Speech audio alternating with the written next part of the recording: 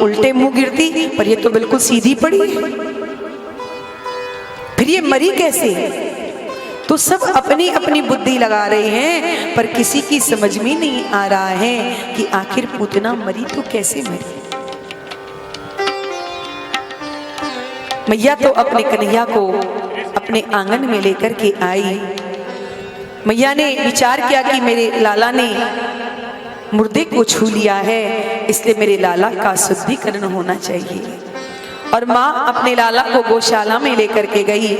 मैया ने अपने लाला को गौमूत्र से स्नान कराया, गोबर का लेपन किया, गाय के चरण की रज उठा करके अपने लाला के मस्तक पर लगाई और गाय की पूंछ पकड़ करके और अपने कन्हैया को झाड़ा कर रही है। 8 श्लोकों से रक्षा कवच, भागवत में इन 8 श्लोकों को कहा गया है। इन 8 श्लोकों से मैया ने अपने लाला को झाड़ा है गाय की पूंछ से। और हमारे महापुरुष कहते हैं, यदि घर गृहस्थी के में बालकों को कोई अलाय बलाय लग जाए तो इन्हीं भागवत के 8 श्लोकों से गाय की पूंछ पकड़ करके बालकों को झाड़ दिया जाए तो कोई अलाय बलाय उनका कुछ नहीं बिगाड़ सकती है। मैया ने भी गाय की पूंछ पकड़ी और लाला को झाड़ा देने लगी। सुखदेव जी कहते हैं कि गोमूत्रेण स्नापयित्वा पुनर्गोरज सार्भकम इंद्रियाणि ऋषिकेशम प्राणान्नारायणो बतुम श्वेत दीप पतिश्चित्तम मनो योगेश्वरो बतुम क्रीडन्तं पातु गोविंदम शयानं पातु माधवम। भगवान का नाम लेकर के माँ भगवान को ही झाड़ा दे रही है। माँ कह रही है, हे ऋषिकेश, आप मेरे लाला के इंद्रियों की रक्षा करना। हे नारायण, आप मेरे लाला के प्राणों की रक्षा करना। हे श्वेत दीप के पति, आप मेरे लाला के चित्त की रक्षा करना। हे भगवान योगेश्वर, आप मेरे लाला के मन की रक्षा करना। हे गोविंद, आप मेरे लाला के खेलते हुए की रक्षा करना। हे माधव, आप मेरे लाला के सोते हुए की रक्षा करना। इस प्रकार से माँ यशोदा प्रभु के नाम से प्रभु को झाड़ा देने लगी। प्रभु माँ की गोद में मुस्कुरा रहे हैं कि देखो मेरी मैया का वात्सल्य, कि मेरे ही नाम से और मुझे ही झाड़ा लगा रही है मैया। परंतु हमारे संत कहते हैं कि कहूँ कहाँ लगी नाम बड़ाई, राम न सकहि नाम गुण गाई। यदि भगवान से पूछा जाए, प्रभु आपके नाम का महत्व क्या है, तो स्वयं परमात्मा भी अपने नाम का बखान नहीं कर सकते। तो आज मैया अपने लाला को झाड़ा फूंक कर रही है। उधर नंद बाबा मथुरा से लौट करके आए। ग्वाल वालों ने चारों ओर से बाबा को जाकर के घेर लिया है। अरे बाबा, आप तो मथुरा का चले गए, यहाँ पर तो देखो ये पूतना आ गई और हमारे लाला को लेकर के भाग रही थी। सो ये न जाने कैसे मर गई। बाबा मरी सो तो मरी, पर याने मथुरा और गोकुल दोनों को रस्तो जाम कर दी। अब क्या करे बाबा? तो नंद बाबा ने कहा, भैया मैं समझ गया कि मेरा वसुदेव नंबर 1 का ज्योतिषी है। वाने मोते मथुरा में ही कह दी थी, बाबा तेरे गोकुल में बहुत जल्दी कोई उत्पात होवे वारो है, या तो तू जल्दी भाग। भैया मैंने तो जैसे ही सुनी दौड़ लगाई और मैं पहुंच भी ना पायो, तब तक तो ये देवी जी यहाँ पहुंची। बाबा तो हम अब क्या करें? इस पूतना के शरीर को, कितना विशाल का शरीर पड़ा है। बाबा ने कही, चिंता मत करो, घर दौड़ करके जाओ और जिसके घर में जो हो वही लेकर के आ जाओ। ब्रजवासी सब दौड़े, कोई फरसा लेकर के आया, कोई कुल्हाड़ी लेकर के आया, जिसके पास जो था वही निकाल करके लाया और पूतना के शरीर के टुकड़े टुकड़े करके उसे एक जगह इकट्ठा कर दिया। और जितने वृक्ष उसके नीचे धराशायी हुए थे उन सबको काट छांट करके पूतना के शरीर पर रखा और पूतना के शरीर में आग लगा दी। जैसे ही पूतना का शरीर जलने लगा तो सुखदेव जी महाराज कहते हैं, परीक्षित, उस पूतना के शरीर से ऐसी दिव्य सुगंधी निकली कि 84 कोस का ब्रजमंडल सुवासित हो गया, सुगंधित हो गया। परीक्षित ने कहा, गुरुदेव पूतना तो पापिनी थी, फिर इसके शरीर से तो दुर्गंध निकलनी चाहिए थी, फिर सुगंधी क्यों निकली? तो श्री सुखदेव जी महाराज कहते हैं, परीक्षित अब तुम ही बताओ कि इस पापनी पूतना को पापनी कौन कहेगा, जिसमें एक भी सद्गुण नहीं है। साक्षात परमात्मा ने पुत्र बनकर के जिसका स्तनपान किया, वो भला पापनी कैसे हो सकती है? पर धन्य है प्रभु की लीला कि जिस पूतना में एक भी सद्गुण नहीं था। इस पूतना का पूरा परिचय क्या है कि पूतना लोक बालग्नि राक्षसी रुधिरासना जिगांसयापि हरे स्तनम दत्वा पश्यद गतिम। नाम कितना बुरा है, पूतना। किसी ने अपने बालकों का नाम रखा है ऐसा? कोई ऐसा नाम अपनी संतान का नहीं रखता। पूतना का मतलब क्या होता है? पूतान नैति, जो छोटे छोटे बच्चों को हठात ले आती है, और वह पूतना, पूत अर्थात पवित्र भी कहते हैं पूत को, जिसमें तनिक भी कोई सद्गुण नहीं है, नाम भी बुरा। अच्छा तो इसका काम बढ़िया होगा? बोले ना, लोक बालग्नि, ये छोटी छोटी बालकों को ला करके मार डालती है, तो इसका खानदान अच्छा होगा। बोले ना, राक्षसी, राक्षस कुल में उत्पन्न हुई है, तो इसका कर्म अच्छा होगा। बोले ना, रुधिरासना, रक्त ही अशन है जिसका, जो छोटी छोटी बालकों को मार करके उनका खून पी जाती है। जिगांसयापि हरे स्तनम दत्वा पश्यद गतिम। ऐसी पापनी पूतना में प्रभु ने एक भी दोष नहीं देखा, क्योंकि यदि परमात्मा इस जीवात्मा में दोष देखने लग जाएंगे तो किसी जन्म में उस परमात्मा की हमें प्राप्ति नहीं हो सकती है। परंतु हमारे संत कहते हैं कि न जाने कौन से गुण पर दयानिधि रीझ जाती है। पूतना में एक भी सद्गुण नहीं था, पर गोविंद को जब कृपा करनी होती है तो प्रभु कोई बहाना ढूंढ लेते हैं। क्रोधी के स्वभाव में क्रोध भरा है, बात बात पर आंखें लाल करता है। ऐसे ही भगवान का जो श्री विग्रह है वो कृपा में है, पर बस एक बहाना भर मिल जाए तो प्रभु की कृपा जीव पर बरसने लग जाती है। भगवान कहते हैं, ये भली बुरी जैसी भी हो, परंतु इसने काम तो माँ का किया है। जैसा माँ यशोदा करती है, माँ की तरह अपनी गोद में लेकर के इसने मुझे अपना स्तनपान कराया है। भली बुरी ये जैसी भी है, मैं इसे मातृ गति प्रदान करूंगा। और जो गति माँ यशोदा को वर्षों के बाद मिलने वाली थी, आज वही गति इस पापनी पूतना को प्रभु ने प्रदान कर दी है। ऐसा दयालु, ऐसा कृपालु संसार में कौन होगा? जो पूतना में एक भी दोष नहीं देख सका, वह भला अपने भक्तों में का दोष कैसे देख सकते? भगवान का यदि ऐसा कृपा में स्वभाव न होता तो जीव का कैसे कल्याण होता? श्री सुखदेव जी महाराज कहते हैं कि यह एतद पूतना मोक्षम कृष्णास्या भर्क मद्भुतम शृणुयाद श्रद्धया मर्त्यो गोविंदम लभते गतिम। हे परीक्षित, इस पूतना मोक्ष की कथा को जो श्रवण करता है उसे गोविंद की पराभक्ति प्राप्त होती है। ये इस पूतना के मोक्ष की कथा का महत्व बताया है श्री सुखदेव जी महाराज। भगवान ने पूतना का उद्धार किया। एक दिन प्रभु के जन्म का नक्षत्र आया। मैया को तो किसी ना किसी बहाने से अपने पुत्र का उत्सव मनाती रहती है। आज कन्हैया का जन्म नक्षत्र था। मैया ने लाला को स्नान करा के सुंदर वस्त्र अलंकार पहना दिए। सुंदर सजा धजा करके मैया ने अपना स्तनपान कराया।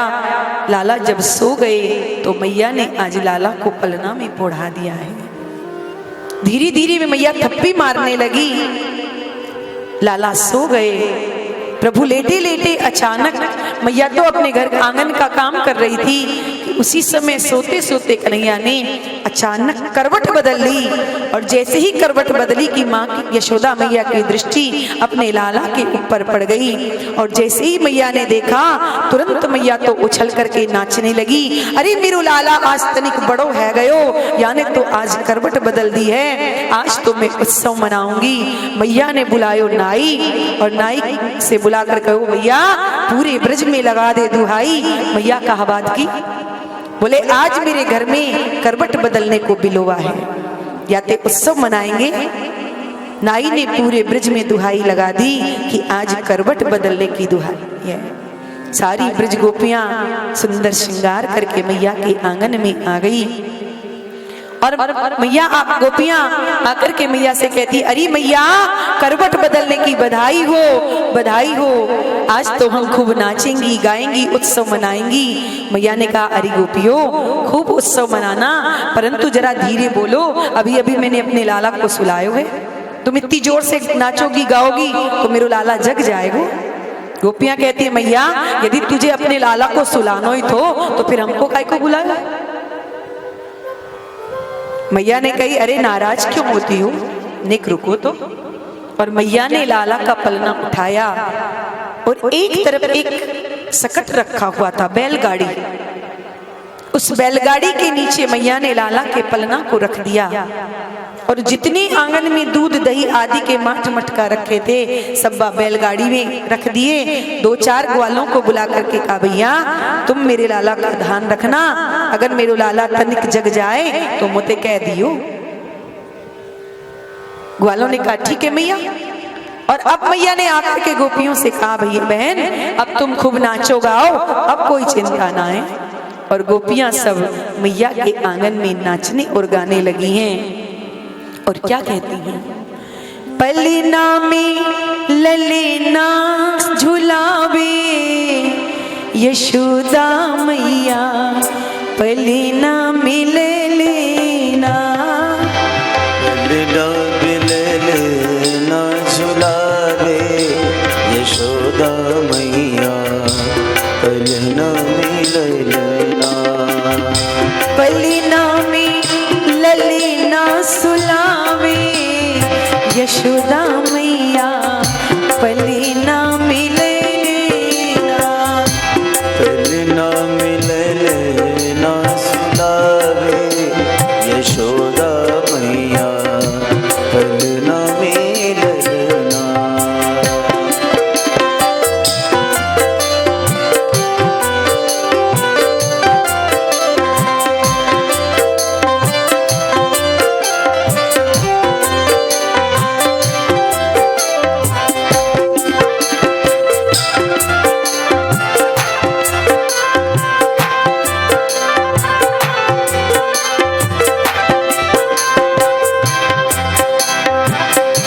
पलना झुलावे और ललना सुलावे, पलना झुलावे और ललना सुलावे, पलना झुलावे और ललना सुलावे, पलना झुलावे और ललना सुलावे।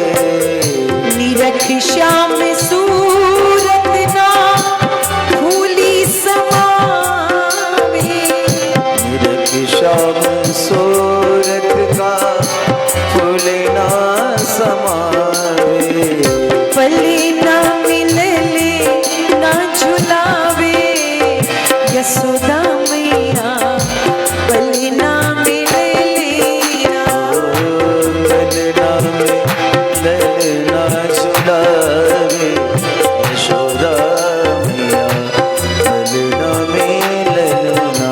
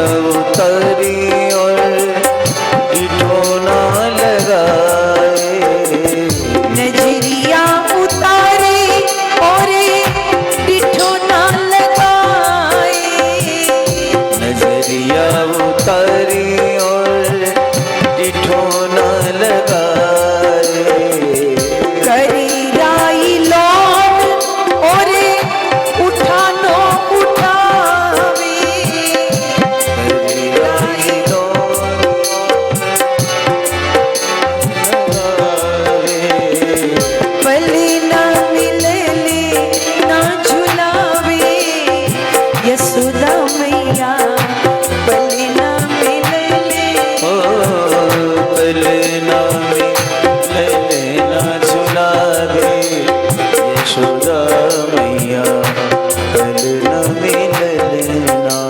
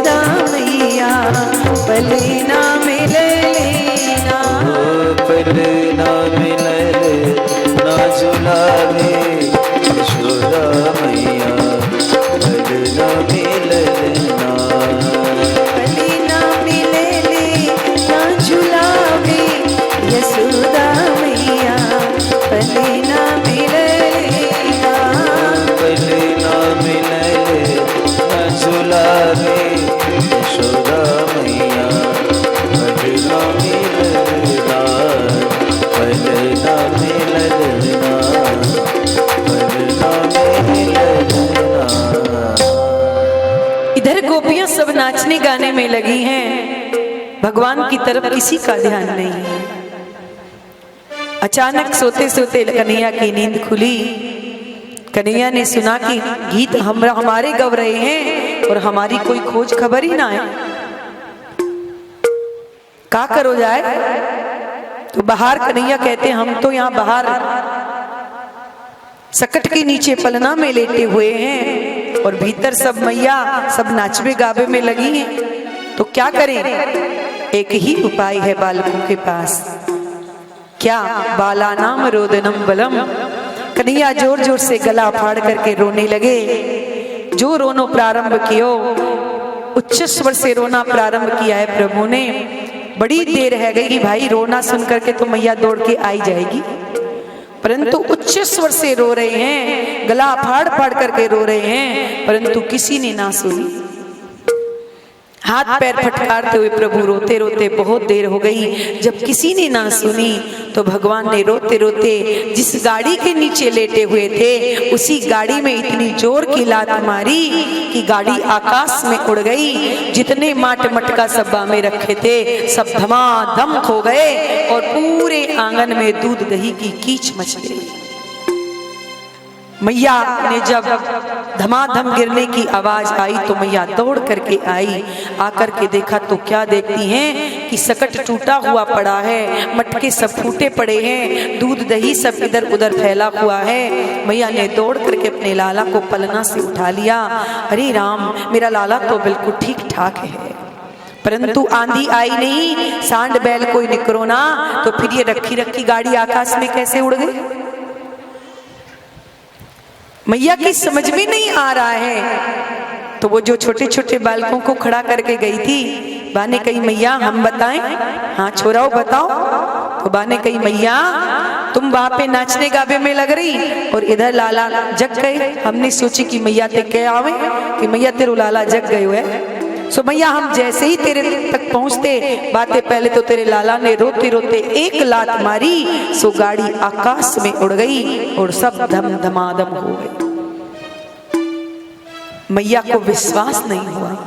मैया कहती है धारिके तूने भांग तो नहीं पी है ना आज? नेक सो छोरा अभी यानी करवट बदलनो भी ठीक से ना सीखो और तुम कह रहे हो कि यानी गाड़ी उड़ा दी। पहले जाकर के अपनी आंखन को इलाज करा, बाद में आते मुते बात करियो।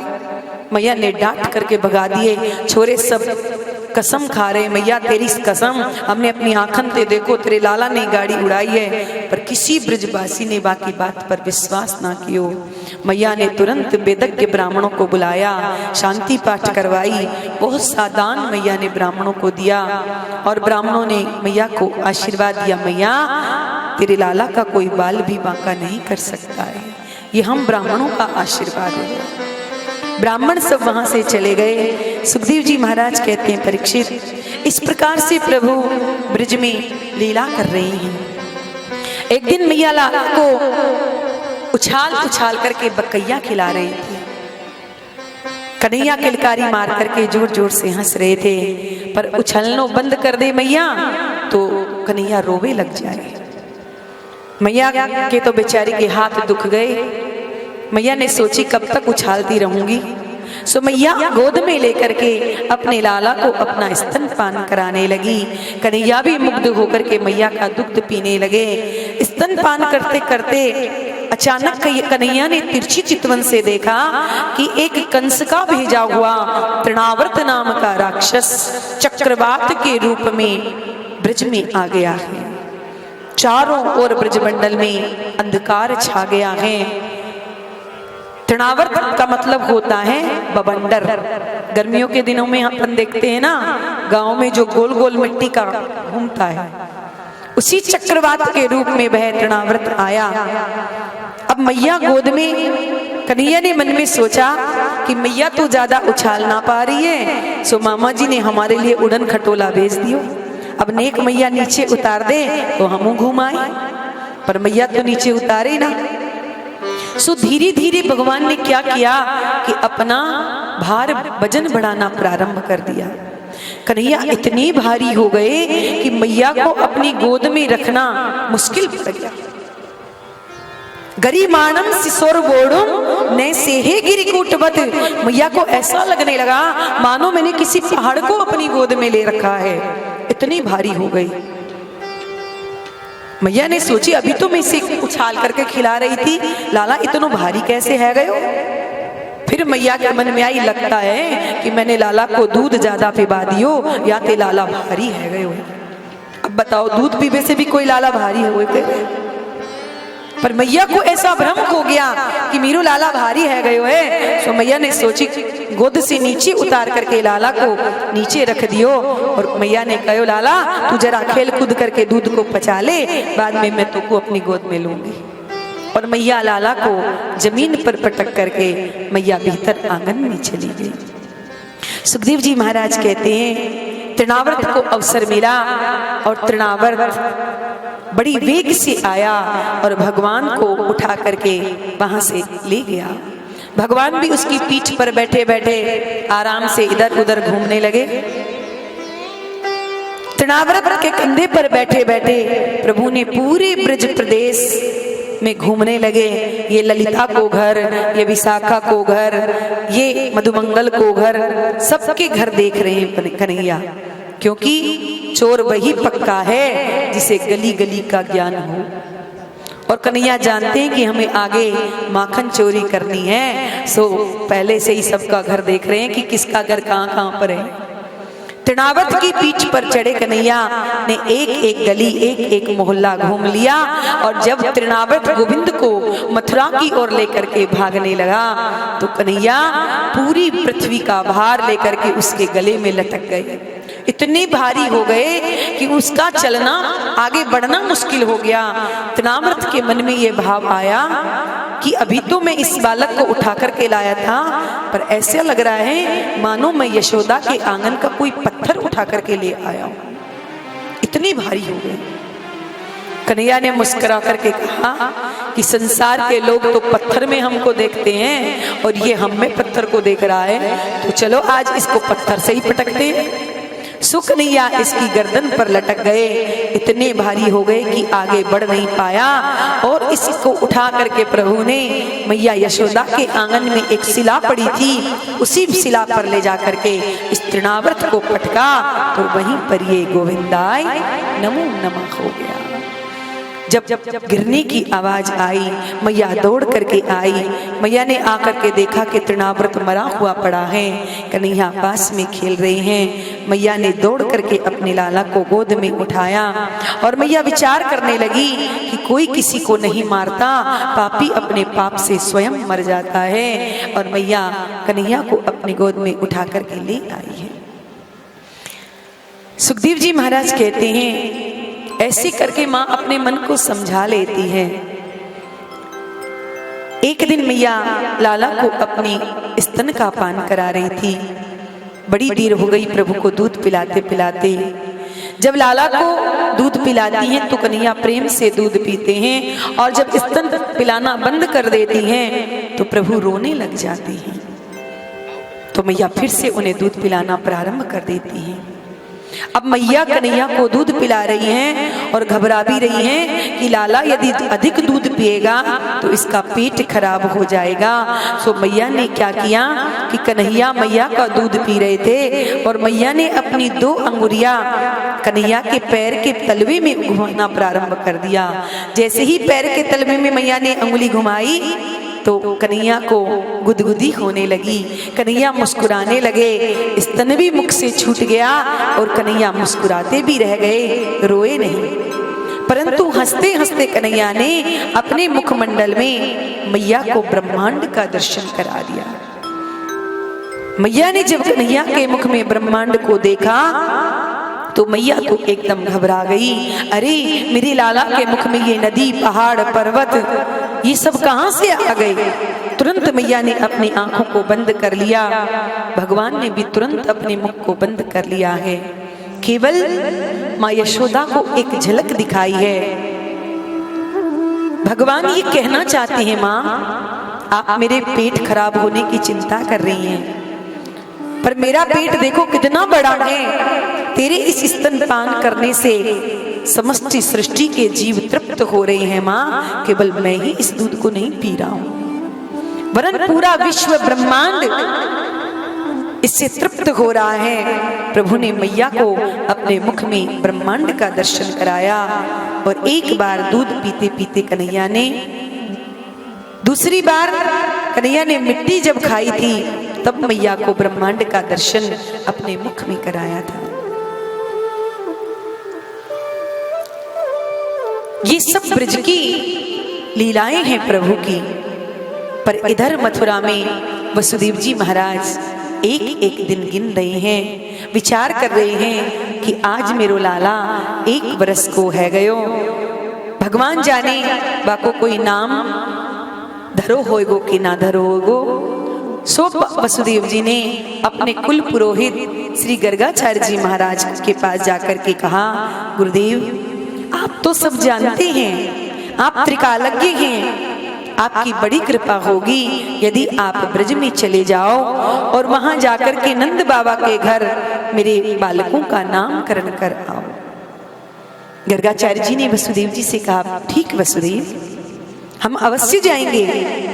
और गर्गाचार्य जी वसुदेव जी से प्रेरित होकर के नंद भवन में आए। गोकुल में जैसे ही नंद भवन में पहुंचे कि नंद बाबा ने गर्गाचार्य जी का बड़ा आदर सम्मान किया, स्वागत किया। नंद बाबा तो संत ब्राह्मणों के अनन्य भक्त हैं। जैसे ही गर्गाचार्य जी महाराज पहुंचे, बाबा ने कही, आओ आओ महाराज जी, आज तो आपने बड़ी कृपा की, आपने खूब दर्शन दिया। अहो भाग्य जो आप हमारे यहाँ पधारे। विधिवत गर्गाचार्य जी का बाबा ने पूजन किया और जब बाबा आसन पर विराजमान हो गए तो नंद बाबा ने गर्गाचार्य जी से कहा, महाराज जी आपके आशीर्वाद से मेरे घर में 2 लाला हैं। आपने मेरे बालकों की ग्रह दशा देख करके बताओ ना कि जब से मेरे बालकों का जन्म हुआ है तब से इस ब्रज में आए दिन कोई ना कोई उत्पात होता रहता है।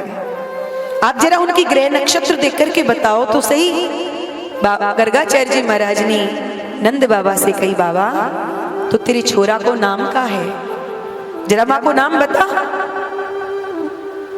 जो गर्गाचार्य जी ने नाम के लिए पूछा, नंद बाबा ने गर्गाचार्य जी से कहा, महाराज जी नाम तो अभी मैंने वाको कछ भी ना रखो, मैं तो नाम रखनो ही भूल गयो।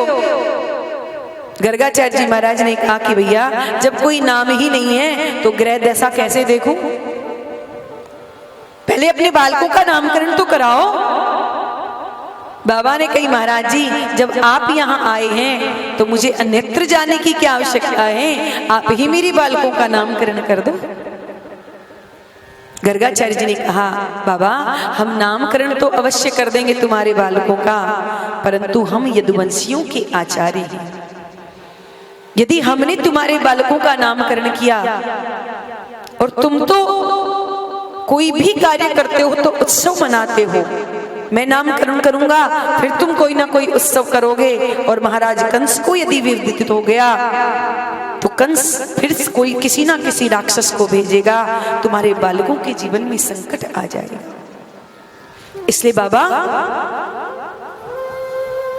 एक काम हो सकता है कि मैं गुप्त रूप से तुम्हारे बालकों का नामकरण कर दूं और किसी को खबर भी ना पहुंचे। बाबा ने कही, महाराज तो आप गौशाला में चलो, वहां चुपचाप मेरे बालकों का नामकरण कर दो, किसी को पता भी नहीं चलेगा और मेरे बालकों का नामकरण भी हो जाएगा। और गर्गाचार्य जी महाराज गौशाला में आकर के बैठ गए। इधर नंद बाबा अपने भवन में गए और भवन में जाकर के यशोदा से कहा, अरे महर एक बहुत पहुंचे हुए ज्योतिषी आए हैं, उनका बड़ा नाम सुना है, तुम जल्दी से अपने बालकों को लेकर के आओ, हमें अपने बालकों का नामकरण कराना है। दोनों माताओं ने अपने अपने बालकों का सुंदर श्रृंगार किया और जैसे ही अपने बालकों को लेकर के चलने लगी, रोहिणी ने यशोदा से कहा, यशोदा इन महाराज जी का मैंने बहुत नाम सुना है, ये त्रिकालज्ञ हैं, सब कुछ जानते हैं। तो यशोदा ने रोहिणी से कहा, बहन तो फिर इन पंडित जी की परीक्षा लेनी चाहिए कि ये सच्चे पंडित हैं कि खड़िया पलटनी है। रोहिणी ने कहा, यशोदा तू परीक्षा लेगी, कैसे लेगी? बोले मेरे लालाए तू ले ले और तेरे लालाए मैं ले लूं, सच्चो पंडित होएगो तो एक नजर में बता दे। और दोनों माताओं ने अपने अपने लालाओं की अदला बदली कर ली। गौशाला में जहां गर्गाचार्य जी महाराज बैठे थे, दोनों माताएं गर्गाचार्य जी महाराज के सामने आकर के बैठ गई। श्री सुखदेव जी महाराज कहते हैं, यशोदा की गोद में रोहिणी नंदन और रोहिणी की गोद में यशोदा नंदन बैठे हैं। जैसे ही गर्गाचार्य जी के सामने आकर के बैठी हैं, गर्गाचार्य जी ने जब यशोदा नंदन का दर्शन किया तो बाबा की दृष्टि पड़ी और बाबा के तो नेत्र खुले के खुले रह गए। बाबा एक दृष्टि में पहचान गए कि ये तो साक्षात ब्रह्म है, निर्गुण निराकार निर्विशेष निरुपाधि परब्रह्म परमात्मा ही आज सगुण साकार बन करके मेरे सम्मुख विराजमान है। उस दिव्य छटा को निर्विशेष नयनों से निरंतर निहारते रह गए श्री गर्गाचार्य जी महाराज। बाबा की तो अखंड समाधि लग गई, आंखें खुली की खुली रह गई, मुंह खुला का खुला रह गया, श्वास बंद हो गई और बाबा कुछ नहीं बोल रही। जब घंटा भर व्यतीत हो गया, यशोदा मैया ने मन में सोची कि शायद महाराज जी ध्यान लगा करके मेरे बालकों का की मस्तिष्क रेखा को देख रहे होंगे, नाम सोच रहे होंगे। पर जब घंटा भर व्यतीत हो गया, महाराज जी तो ना हंसे, ना मुड़के, ना हिले, ना डुले, तो यशोदा को थोड़ी चिंता हो गई। यशोदा ने रोहिणी से कहा, बहन रोहिणी महाराज जी तो ना हंसते हैं, ना बोलते हैं, ना हिलते हैं, ना डुलते हैं, लगता है न जाने महाराज जी को क्या हो गया। तो रोहिणी ने धीरे से यशोदा से कहा, यशोदा मुझे तो ऐसा लगता है कि महाराज जी पधार गए दिखे। यशोदा ने कहा, अरे रोहिणी यदि महाराज जी को पधारना था तो अपने घर जाकर के पधारते, मेरे घर को कलंक लगाने के लिए क्यों आए? और यशोदा मैया ने गर्गाचार्य जी महाराज की भुजा पकड़ ली और भुजा पकड़ करके जोर जोर से हिलाना प्रारंभ कर दिया। अरे महाराज जी हो कि पधार गए, अरे महाराज जी हो कि पधार गए। गर्गाचार्य जी की समाधि खुली तो गर्गाचार्य जी ने कहा, हाँ मैया मैंने बिल्कुल सोच लिया है। मैया ने मुस्कुरा करके कहा, महाराज जी हम तो आपको देख करके सोच में पड़ गए थे, आपने क्या सोच लिया। गर्गाचार्य जी महाराज सावधान हो गए और कहा, मैया मैंने तेरे लालाओं का नाम सोच लिया है। मैया ने कहा, जय हो महाराज जी, ऐसे नाम सोच रहे थे कि हम ही सोच में पड़ गए। बाबा अब कृपा करके आप मेरे बालकों का नामकरण करो, जल्दी बताओ कि आपने मेरे लाला का क्या नाम रखा है। बाबा मन ही मन सोचने लगे कि मैं आया था नाम देने के लिए, लेकिन इनकी छवि को देख करके तो मैं अपना ही नाम भूल गया। जैसे तैसे गर्गाचार्य जी महाराज ने अपने आप को संभाला और पुनः दोनों बालकों का नामकरण करने लगे। पर जैसे ही यशोदा के गोद में बालक को निहारा, मन ही मन गर्गाचार्य जी मुस्कुराने लगे। और गर्गाचार्य जी विचार करने लगे कि लगता है कि बालकों की अदला बदली हो गई है, हमारी परीक्षा हो रही है। तो तुरंत गर्गाचार्य जी महाराज ने यशोदा मैया से कहा, मैया तेरी गोद में जो ये बालक बैठा है ये तेरा लाला नहीं है। मैया ने कहा, मेरा लाला नहीं तो फिर किसका लाला है महाराज। तो गर्गाचार्य जी महाराज कहते हैं कि अयम ही रोहिणी पुत्रो रमयन् सूरिधो गणैः आख्यास्यते राम इति बलाधिक्याद् बलं विदु। अरे मैया तेरी गोद में जो लाला है ये निश्चित रूप से रोहिणी का लाला है। जो इतना यशोदा ने सुना, मैया मुस्कुराने लगी, रोहिणी की तरफ देख करके इशारा किया, बहन पक्का ज्योतिषी है, एक नजर में पहचान गया कि ये किसका लाला है। कितनी जल्दी पहचान गया। तुरंत मैया ने एक हीरे की अंगूठी उतारी और महाराज जी के सामने रख दी और कहा, महाराज आपने बिल्कुल ठीक पहचाना, ये मेरा लाला नहीं, ये रोहिणी का लाला है। पर हम दोनों बहनें अपने बालकों में कोई भेदभाव नहीं रखती हैं। पर आपने इसका क्या नाम रखा है, जल्दी से बताओ। तो गर्गाचार्य जी महाराज कहते हैं, मैया तेरा जो ये बालक है ये आगे चल करके बड़ा बलवान होगा, इसलिए मैं इसका नाम बलराम रखता हूं। कुछ लोग इसे संकर्षण भी कहेंगे, कोई इसे बलराम भी कहेगा, कोई इसे हलधर भी कहेगा। मैया इसके अनेकों नाम होंगे। मैया ने कहा, महाराज जी अब जरा जल्दी से इस छोटे बालक का नाम भी रख दो। तो गर्गाचार्य जी महाराज कहते, मैया इसके नाम मत पूछ। क्यों महाराज जी। तो गर्गाचार्य जी महाराज कहते हैं कि बहुनी संति नामानि रूपाणि च सुतस्य ते गुणकर्मानुरूपाणि तान्यहं वेद नो जना। अरे मैया ये तेरा छोटा लाला है ना, इसके तो हजारों नाम हैं, इनके नाम अनेक अनूपा, विष्णु सहस्त्र नाम, गोपाल सहस्त्र नाम, सब इन्हीं के नामों से भरे पड़े हैं माँ, हजारों नाम हैं। यशोदा ने कहा, बाबा मुझे हजारों नामों से कोई मतलब नहीं, आप तो एक बढ़िया सा नाम मेरे लाला का बता दो। तो भगवान गर्गाचार्य जी महाराज कहते हैं, मैया तो इस समय हम तुम्हारे बालक का नाम रखते हैं कृष्ण। मैया ने कहा, महाराज कृष्ण का मतलब क्या होता है। तो गर्गाचार्य जी ने कहा, मां कर्ष्यति इति कृष्ण है, जो देखते ही सबके मन को अपनी ओर आकर्षित कर ले उसे कृष्ण कहते हैं। मैया तेरे इस लाला का हर युग में जन्म होता है, सतयुग द्वापर त्रेता हर युग में तुम्हारा पुत्र जन्म लेकर के आता है। और अचानक गर्गाचार्य जी महाराज के मुख से निकल गया कि माँ तेरा ये लाला वसुदेव का लाला तब तक भगवान ने गर्गाचार्य जी को इशारा किया, महाराज जी सारी पोल पट्टी अभी खोल दोगे क्या? अभी तुमने भगवान बता दिया तो तुरंत मैया अलवारी में बिठा करके 4 चिरौरी का भोग लगाएगी, 2 अगरबत्ती सुबह 2 अगरबत्ती सुबह घुमा देगी, हो गई भगवान की पूजा। फिर ना माखन मिश्री खिलाएगी ना अपना दूध पिलाएगी। सो गड़बड़ मत करो महाराज जी। सो गर्गाचार्य जी ने तुरंत बात को बदल दिया और कहा, मैया किसी जन्म में तुम्हारा ये पुत्र वसुदेव का लाला रह चुका है। मैया ने कहा, महाराज किसी जन्म से मुझे क्या मतलब, इस जन्म में तो मेरो ही छोरा है ना। हाँ मैया, या जन्म में तो ये तेरो ही लाला है। मैया प्रसन्न है गई। सुखदेव जी महाराज कहते हैं, परीक्षित मैया ने गर्गाचार्य जी महाराज को प्रणाम किया। दोनों माताएं अपने अपने लाला को लेकर के भवन में गई।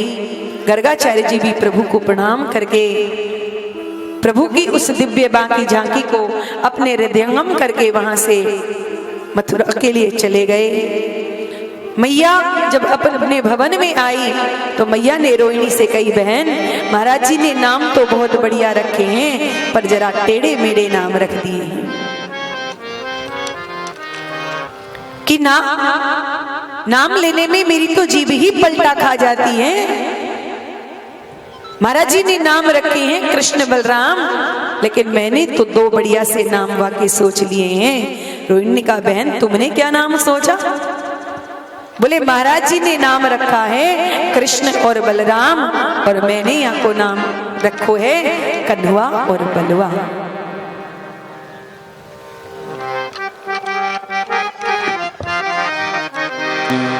और माता ने अपने बालकों का नामकरण किया।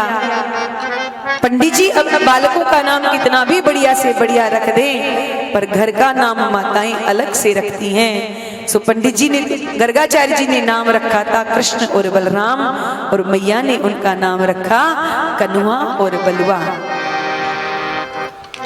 और मैया इन्हीं नामों से पुकारती है, कन्हैया कान्हा कन्हुआ, इन्हीं नामों से माँ प्रभु को पुकारती हैं। और किन किन नामों से प्रभु को संसार में उनके भक्तों ने पुकारा है, एक पद के माध्यम से हम लोग उसे श्रवण करते हैं। कोई कहे गोविंद कोई गोपाला, मैं तो कहूँ सांवरिया बांसुरिया वाला, मैं तो कहूँ सांवरिया बांसुरिया वाला। कोई कहे गोविंद कोई गोपाला, कोई कहे गोविंद कोई गोपाला, मैं तो कहूँ सांवरिया बांसुरिया वाला, मैं तो कहूँ सांवरिया बांसुरिया वाला।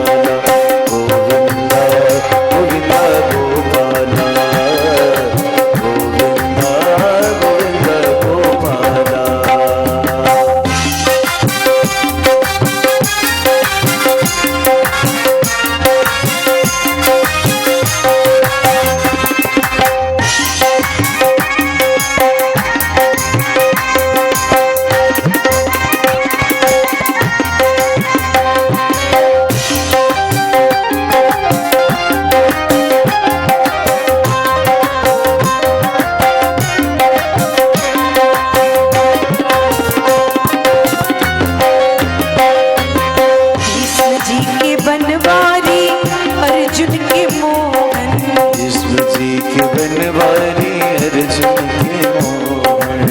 भीष्म जी के बनवारी अर्जुन के मोहन। भीष्म जी के बनवारी अर्जुन के मोहन। छलिया भी कह गए पुकारे दुर्योधन। छलिया ही कहकर पुकारे दुर्योधन। कंसा तो कहता है जल करके काना। कंसा तो कहता है जल करके काला। मैं तो कहूँ सांवरिया बांसुरी वाला। मैं तो कहूँ सांवरिया बांसुरिया वाला। गोविंदा गोपाला। गोविंदा गोविंदा गोपाला।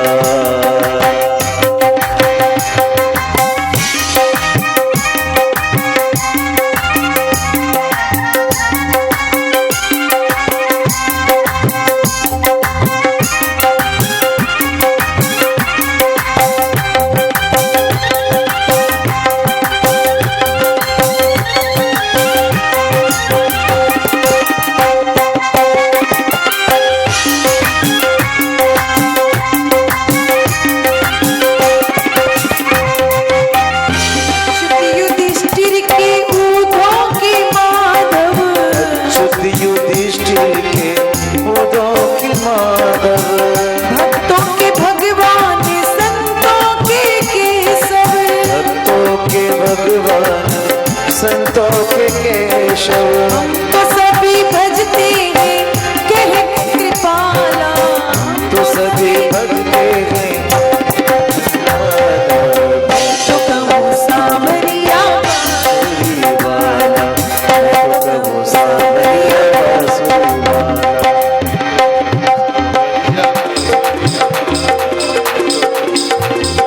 बांसुरी वाला। कोई कहे गोविंद कोई गोपाला। कहे गोविंदा कोई गोपाला। मैं तो कहूँ सांवरिया बांसुरी वाला। मैं तो कहूँ सांवरिया बांसुरी वाला।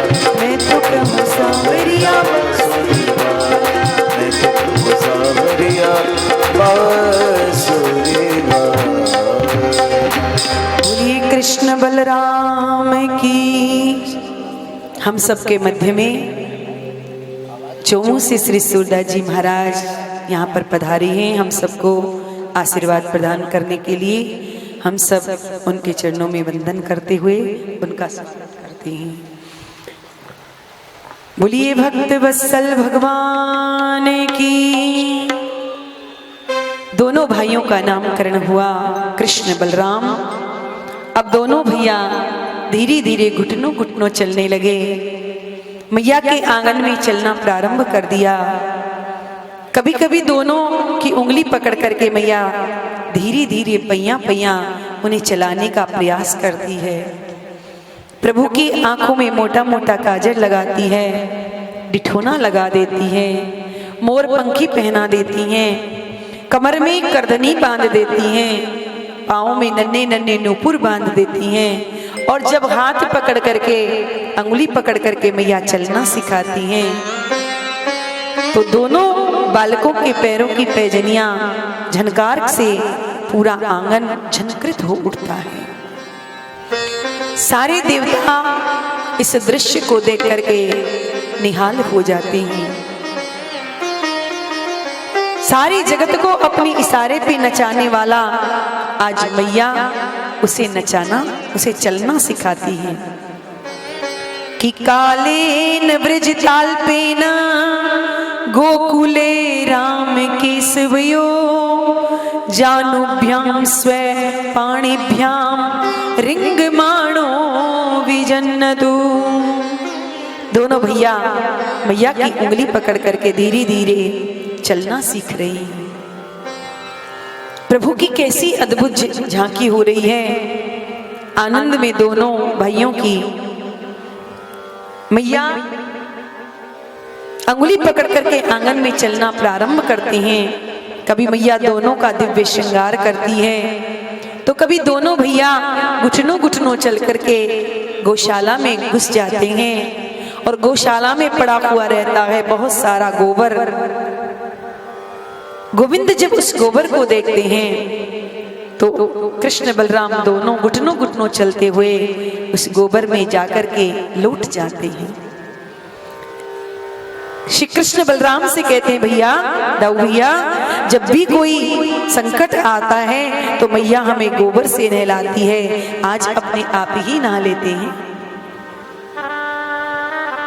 मैया जब दोनों बालकों को नहीं देखती तो आवाज लगाती है, अरे कृष्ण बलराम।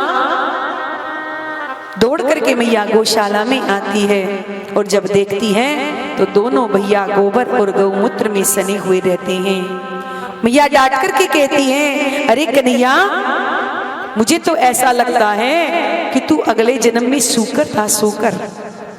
मैया तो हंस करके कह रही है, पर कन्हैया दाऊ जी को इशारा कर रहे हैं, दाऊ भैया, मैया मुझे बिल्कुल ठीक पहचान रही है, मैं पूर्व जन्म में सूकर ही तो था। कि पंकाभिषिक्त सकला यवयम विलोक्यम दामोदरम वतस्ति कोप वशाद यशोदा त्वं सूकरोसि गत जन्मनि पूत नारे इत्युक्ति सस्मित मुखो वतुनो मुरारे। सुखदेव जी महाराज कहते हैं, परीक्षित, गोविंद के अंग में पंख भी अंगराग की तरह रुचिकर होने लग जाता है। हम लोग तो अपने आप को क्रीम पाउडर आदि लगा करके अपने आप को सजाते हैं, पर भगवान के अंग में तो धूल गोबर मिट्टी भी लग जाते हैं, तो वही उनके श्रृंगार, उनके सौंदर्य में वृद्धि करने वाले हो जाते हैं। क्योंकि सुंदरे किमन सुंदरम, सुंदर को हर वस्तु सुंदर ही लगती है, धूल मिट्टी में लिपटे माधव कैसे लगती है। सुखदेव जी महाराज कहते हैं, ये प्रभु के सौंदर्य का चमत्कार है। क्रीड़ा करते करते गोविंद अब तनिक बड़े हो गए हैं, घर से बाहर भी निकलने लगे हैं। कभी कभी गोविंद गायों के सींगों से जाकर के लटक जाते हैं, तो कभी नन्हे नन्हे बछड़ों के दांतों को गिनने लग जाते हैं, तो कभी जलती हुई लकड़ी को उठा करके उसे इधर उधर घुमाने लग जाते हैं, तो कभी कन्हैया आकाश में जब चंदा को देखते हैं तो उस चंदा को लेने के लिए मचल जाते हैं। और मैया अपने लाला को समझाती है, अपने मोहन को चंदा दिखाई रही माँ, समझाई रही माँ, नहीं माने कन्हैया मनाई रही माँ। कन्हैया मनाए रही माँ, अपने मोहन को चंदा दिखाई रही माँ, समझाई रही माँ, नहीं माने कन्हैया मनाई रही माँ। अपने मोहन को चंदा दिखाई रही माँ, दिखाई रही माँ, नहीं माने कन्हैया मनाई रही माँ, नहीं माने कन्हैया मनाई रही माँ, नहीं माने कन्हैया मनाई रही माँ।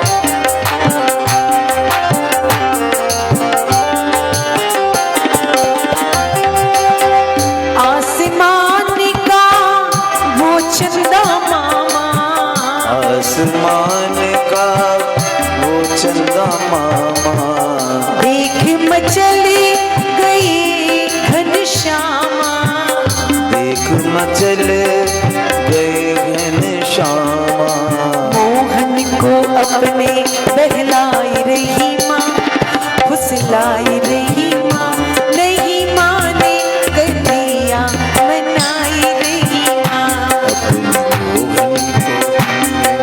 फुसलाई रही माँ, बहलाई रही